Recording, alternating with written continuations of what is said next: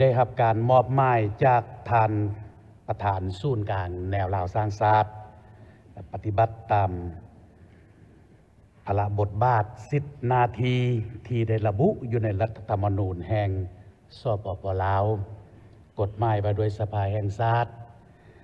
แนวลาวสร้างชาติสหพันธ์นักรบเก่าและองค์การจัดตั้งมหาชนต่อกับองค์การอำนาจรัฐและผ่านการติดตามกวดกาซองแซงรายงานคำคิดคำเห็นคำเสนอของประชาชนเกี่ยวกับการปฏิบัติพระบทบาท10 นาทีของสภาแห่งชาติสมาชิกสภาแห่งชาติข้าพเจ้าขอประกอบคำเห็นดังนี้อันที่หนึ่งต่อกับภาคสรุปการเคลื่อนไหวจัดตั้งปฏิบัติเวียกงาน5 ปีและเวียกงานประจำปี2025ของสภาแห่งชาติสุดที่เก่ามีดังนี้ข้อแสดงความเห็นนี้เป็นเอกภาพและก็สนับสนุนต่อเนื้อในบทรายงานที่เสนอโดยท่านนางอัมไพวรล้อมบุญแพงเลขาธิการสภาแห่งชาติและก็ข้อแสดงความสมเสยมาอย่างท่านสภาแห่งชาติสมาชิกสภาแห่งชาติที่ได้เคลื่อนไหวกาหารจริงใจประกอบคำคิดคำเห็นที่สร้างสรรค์ในกองประชุมสภาแห่งชาติแต่ละครั้งซึ่งอันนี้มันแสดงให้เห็นถึงความพยายามในการจัดตั้งปฏิบัติภาระบทบาท10 นาทีของตนเองอย่างห้าวหันจึงสามารถญาติแยงได้ผลสำเร็จหลายด้านดังที่ได้ยกขึ้นอยู่ในบทรายงานแต่ผ่านการเฮ็ดบทบาทติดตามกวดกาในระยะ5 ปีผ่านมาต่อกับก็ได้พบเห็นและก็สั่งรวมในปัญหาจำนวนหนึ่งที่จะต้องเอาใจใส่ดังนี้ปัญหาใหญ่อันที่หนึ่งเห็นว่าการหับห้องนิติกรรมนี้ในระยะ5 ปีผ่านมายังสังเกตเห็นว่ายังมีบางจุดอยู่ในข้อการค้นคว้ายังบ่ทันละเอียดชัดเจนเท่าที่ควรอันนี้เป็นข้อเสนอให้เอาใจใส่ผ่านการติดตามในระยะ5 ปีผ่านมาเหตุจุดที่หนึ่งข้อยกตัวอย่างการปรับปรุงราคากระแสไฟฟ้าหับห้องไปแล้วแต่ในตัวจริงบางด้านแม่นบ่สามารถจัดตั้งปฏิบัติได้โครงการทางด่วน BRT หับห้องแล้วแต่ก็ยังมีความยุ่งยากหลายด้านในการจัดตั้งปฏิบัติตัวจริงซึ่งอันนี้มันซองแซงให้เห็นถึงความละเอียดชัดเจนในการค้นคว้าต่อให้ทีหนึ่งปัญหาใหญ่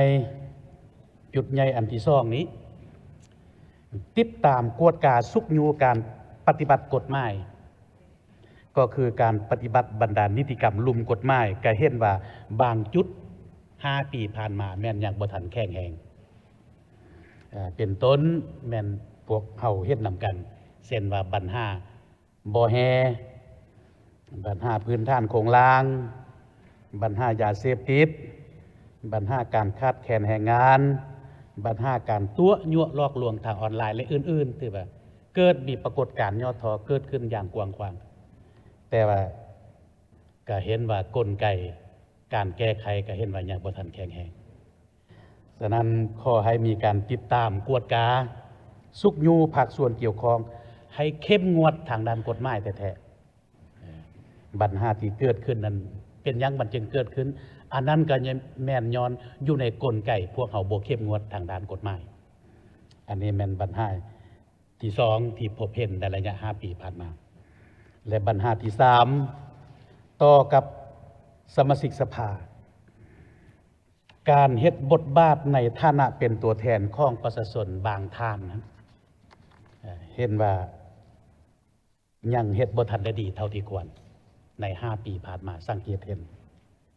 โดยเฉพาะแม่นสมาชิกสภาประชาชนแขวงประจำเมืองการลงหักท่านเห็นว่ายังบ่ทันแข็งแรงและก็ยังเห็นอีกว่าความสามารถในการนำเอาแนวทางนโยบายของพรรคระเบียบกฎหมายของรัฐลงไปเพื่อแพร่เสื่อมซึมอยู่ขั้นท้องถิ่นนี้ยังจำกัดหลายอันนั้นเราเห็นขึ้นอันนั้น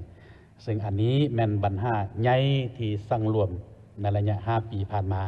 ส่วนว่าด้านอื่นๆก็แม่นข้อแสดงความเห็นดีเป็นเอกภาพกับบทรายงานที่เสนอโดยท่านอัมไพพรล้อมบุญแพงต่อกับแผน5 ปีต่อหน้านี้2026-530และแผนประจำปี2026ของสภาแห่งชาติสุดที่10ทางด้านพื้นฐานก็แม่นเห็นดีตามการที่ได้ยกขึ้นเป็นแผนอยู่ในบทรายงานแต่ว่าในนี้ก็อยากขอให้เอาใจใส่ตื่มบางจุดขึ้นอันนี้จุดที่หนึ่งต่อกับทิศทางรวมนี้ต่อกับทิศทางรวมนี้ข้ออยากให้เอาใจใส่ตื่มอยากข้อมีคำเห็นอยู่ในซ่องบรรหาที่หนึ่งแม่นข้อให้เพิ่มทวีเวียกงานลงก่อสร้างหักท่านก็ไปลงก็ลงหักท่านโดยเฉพาะแม่นสมาชิกสภาประชาชนแขวงประจำเมืองซึ่งจุดนี้แม่นสำคัญหลายประชาชนจะฮู้แนวทางจะกำได้ระเบียบกฎหมายก็แม่นต้องแม่นอยู่ในสภาประชาชนแขวงประจำเมืองเป็นผู้เฮ็ดบทบาทหน้าที่ขอให้เอาใจใส่ปัญหาที่สองติดตามกฎการสุกยูการแก้ไขคำห้องคำเสนอของประชาชนอันนี้ผ่านมาก็มีคำห้องล่วงไล่ขอให้เอาใจใส่และก็พร้อมทั้งรายงานพ้นการแก้ไขคืออันนี้มันข้อให้เพิ่ม2 จุดนี้ต่อกับอยู่ในทิศทางรวมบัดนี้อันที่สองต่อกับด้านนิติบัญญัตินี้มีอยู่1 จุดข้อให้ติดตามกวดกาสุกยูโดยเฉพาะแม่นการสร้างและการปรับปรุงกฎหมายให้ถูกต้องตามบาทกาวขั้นตอนที่ได้กำหนดอยู่ในกฎหมายว่าโดยการสร้างนิติกรรมซึ่งผ่านการสังเกตเห็น5 ปีผ่านมาการสร้างนิติกรรมบางจุดการสร้างกฎหมายบางจุดแม่นเห็นว่าบ่ไปตามขั้นตอนอันที่3การตกลงปัญหาสำคัญของศาลมีข้อประกอบอยู่2 จุด2 ปัญหาอันที่หนึ่งแม่นติดตามกวดกาสุกยูโครงการระดับศาสตร์ขอให้มีการติดตามกวดการและสุกยูโครงการระดับศาสตร์ให้มันเกิดเส้นว่าโครงการทางด่วนวังเบียงบ่อเต็นอันนี้ก็ได้รับห้องดดแล้วแต่ว่าก็ยังบ่เกิดขอให้มันเกิดแล้วก็โครงการทางด่วนเวียงจันทน์ฮานอยโครงการก่อสร้างทางรถไฟเวียงจันทน์คำมวนท่าเรือบุงอ่างสสเวียดนามและโครงการอื่นๆอันนี้มันขอให้มีการสุกยูแท้ๆติดตามกวดกาให้มันเกิดใน5 ปีต่อหน้านี้และจุดปัญหาที่2ข้อให้มีการสุกยูผลิตตามแนวทางรถไฟแนวทางด่วนเพื่อผลิตเป็นสินค้าส่งออกอันนี้มันข้อให้มีการสุกยูแท้ๆอันที่4ต่อกับการสร้างความเข้มแข็งให้แก่สภาแห่งชาติอันนี้มีอยู่1 ปัญหาข้อให้เอาใจใส่ทางด้านคุณภาพของบุคลากรที่จะลงสมัครเลือกตั้งสมาชิกสภาจะแม่นบุคลากรที่จะลงสมัครเลือกตั้งสมาชิกสภาแห่งชาติหรือสภาประชาชนแขวงอันนี้ข้อให้เอาใจใส่เพราะว่าคือดังที่พวกของงูนำกันผ่านการติดตามกวดกา5 ปีผ่านมาก็ยังพบเห็นก็ขออภัยบางท่านกับการประกอบคำคิดความเห็นก็ยังบ่ทันมีการคิดความแห่งอันนั้นมันขอให้เอาใจใส่และการเคลื่อนไหวเวียกงานต่างประเทศนี้ก็ข้อมีคำเห็นอยู่1 ปัญหาอันโดยเฉพาะแม่นการกำหนดให้มันแจงตืมการร่วมมือกับรัฐสภาของบรรดาประเทศเพื่อนมิตรยุทธศาสตร์บรรดาประเทศภาคพื้นและในโลกเพื่อให้มันสอดคล้องกับนโยบายเสื่อมโยงเสื่อมจอดที่พรรคได้กำหนดอันนี้มันก็ให้มีการปรับปรุงเติมปัญหาที่3ใหญ่ต่อกับการส่องแสงเสียงสะท้อนจากสังคมในระยะ5 ปีผ่านมานี้ก็ได้รับคำฮ้องคำเสนอคำส่องแสงจากสังคมหลายร้อยฉบับแต่สั่งรวมในปัญหาจำนวน1 ดังนี้อันที่1เป็นคงเขตป้องกันชาติป้องกันความสงบนี้เห็นว่ามีอยู่ปัญหา2 ปัญหาใหญ่ปัญหาที่1เป็นพบเห็นว่าการบังคับใช้กฎหมายของเจ้าหน้าที่เห็นว่า อย่างบ่ทันแข็งแรงอยู่ในนี้ยักหมายความว่าพบเห็นเจ้าหน้าที่บางบอนนั่นน่ะบางท่านนั่นน่ะการแก้ไขปัญหาการแก้ไขการตัดสินปัญหาแม่นบ่อิงระเบียบกฎหมายอันนี้มีแท้ๆขอให้สุขยูสีนำกวดกาติดตามหรือติดตามกฎการเลยสุขยูภาคส่วนเกี่ยวข้องอันที่สองเด็ดขาดต่อกับผู้ประกอบการที่ละเมิดกฎหมายอันนี้ขอให้เอาใจใส่มันมีปรากฏการณ์ผู้ที่ดำเนินธุรกิจดีแม่นมีความเรียกร้องอยากให้เข้มงวดตามกฎหมายผู้ที่ดำเนินธุรกิจที่บ่ถูกต้องตามระเบียบกฎหมายและมันมีแนวโน้มอยากละเมิดระเบียบกฎหมาย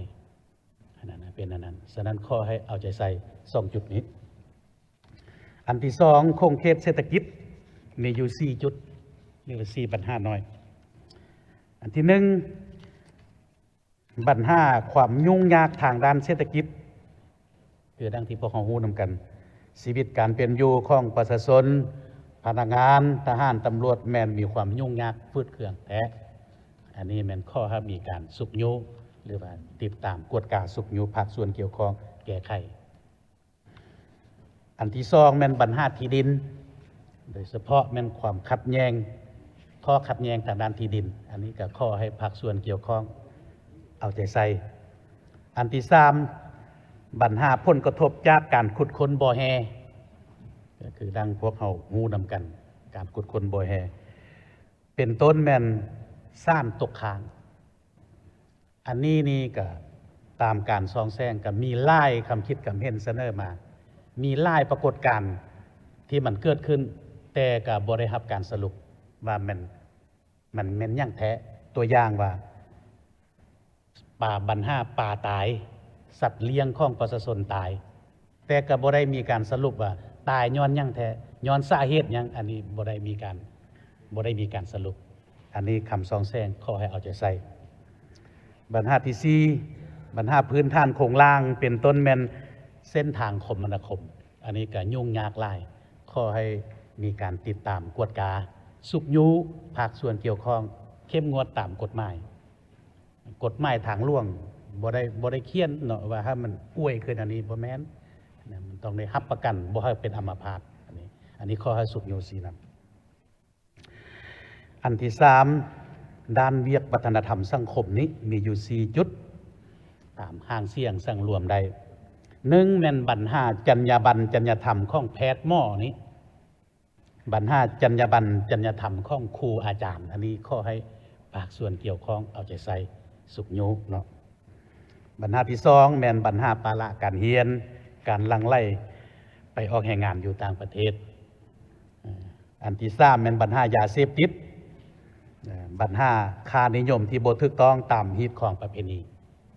อันนี้ก็ข้อให้มีการติดตามกวดกาสุกยุภาคส่วนเกี่ยวข้องปฏิบัติเข้มงวดตามระเบียบกฎหมาย